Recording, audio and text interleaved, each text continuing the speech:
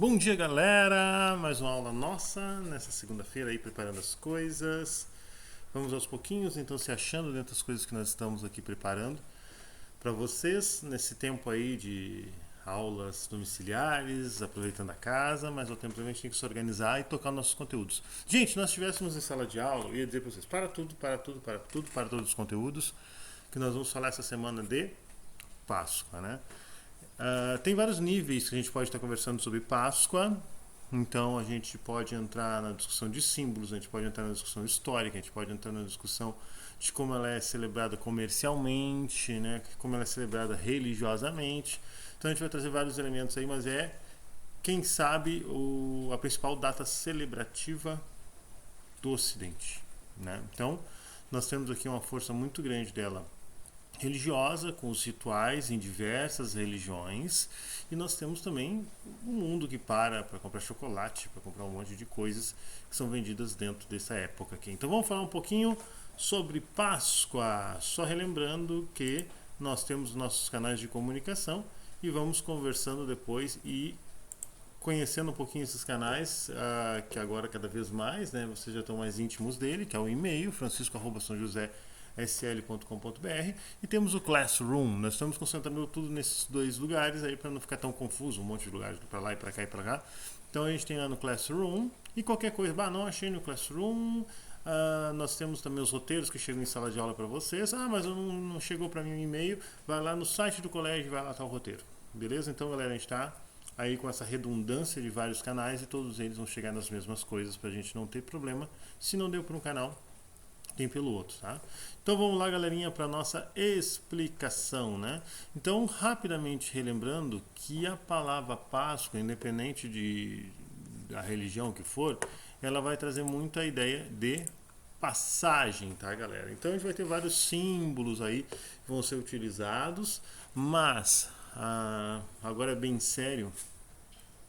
Quem vivia da agricultura, da pecuária, né, plantando, criando animais, não ter uma boa colheita ou não ter uma boa criação de animais na época certa significava talvez ver a tua família passar fome, né?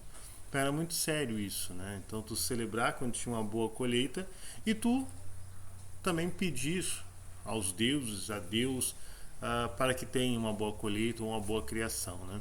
Então isso dependia, a tua vida dependia disso, né? Tu ia passar apertos e não tinha da onde às vezes pedir um empréstimo para banco, coisa assim do tipo.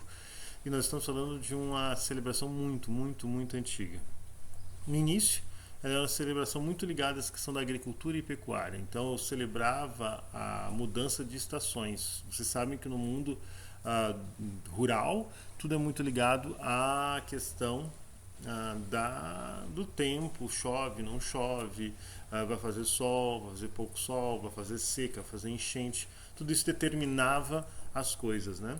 E um dos elementos que modifica muito a vida deles é a questão das estações, da mudança de estações. E aí nós temos os solstícios e equinócios, né? O solstício como a distância máxima da Terra em relação ao Sol, né? O verão e o inverno, e o equinócio é a relação média entre a distância entre Sol e Terra, que nós temos a primavera e o outono. Lembrando que aqui para nós é outono e em outro lugar é primavera. Tanto é que a Páscoa ela é celebrada, se vocês procurarem no Google e outros vídeos que tem no YouTube, vão falar, mas é no equinócio de primavera, só que nós estamos em outro hemisfério, então para nós aqui é o equinócio de outono, né? Então a gente tem essas diferenças, vocês vão ver, por exemplo, no Natal, que alguns filmes aparece neve, aquela coisa toda, e para nós aqui é o verão, está começando aquele calorão todo aqui, e lá os caras no verão, né? No inverno, desculpe. Então o que acontece? São essas mudanças que conforme o lado do mundo que tu tiver, vai ter um referencial diferente em relação às estações, porque temos essa divisão no mundo, né? Então a partir disso, nós fomos criando com o tempo alguns símbolos, e esses símbolos eles vão determinando então na Páscoa coisas que ela traz no nosso imaginário. Por exemplo, passagem de estação para outra. Então vocês vão ver, infelizmente, se alguém participar um dia de um rito funerário, ele fez a Páscoa dele, então ele passou de um lugar para outro. Então aí vem a origem um pouco da palavra Páscoa, passagem, né? Uns falam Pessá, outro fala PCA, né? Mas Pessá dos judeus, que se utiliza muito no ritual que eles têm, E nós conhecemos desde pequeno alguns símbolos, né? Mesmo quem não é de uma religiosidade em específico, vê um coelhinho da Páscoa, vê um ovinho, vê outros símbolos que são muito fortes, né? A gente vai ver depois com calma, né, algumas coisas.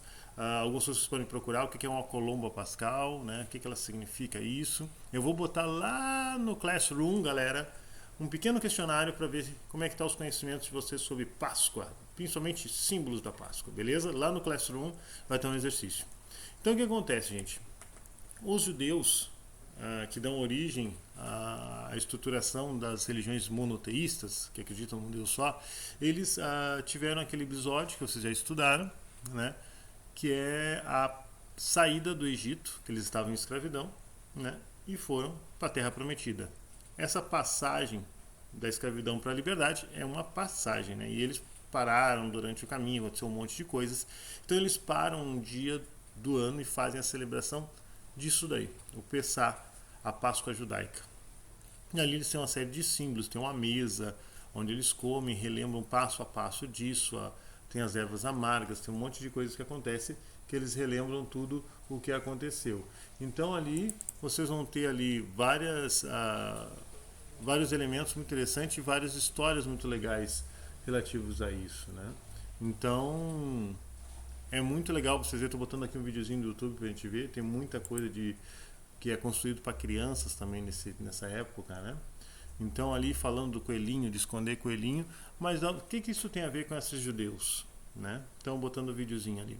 Com o tempo, essa Páscoa também foi criando em outras religiosidades e outras expressões que também tinham suas traduções, um link. Então, dos judeus que caminhavam por aí nas transições, foram levando algumas coisas. Eles lá na região deles, com a questão da festa da colheita, tinha uma outra coisa e foi se misturando elementos, né?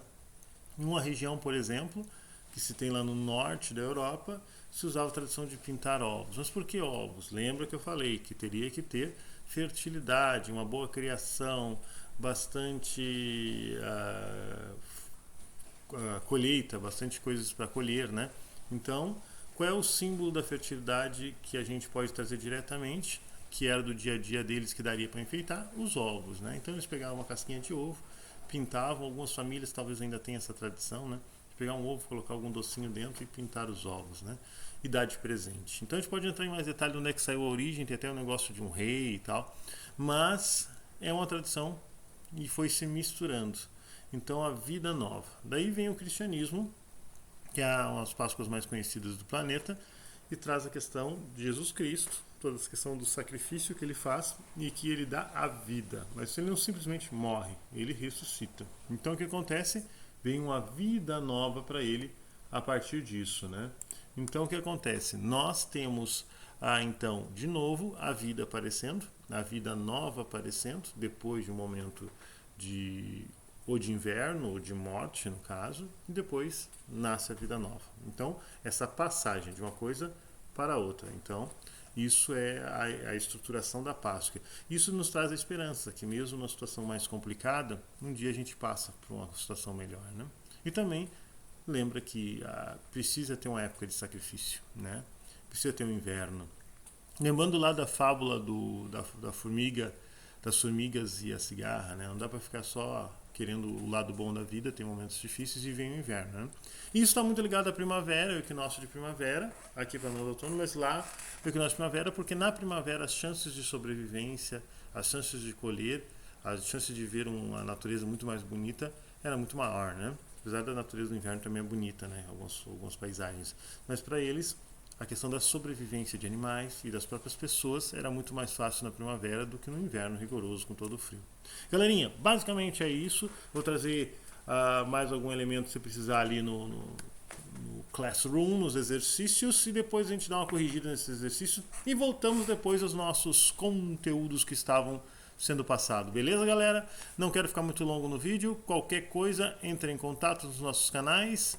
E ficamos por aqui então hoje. Até a próxima aula, galera!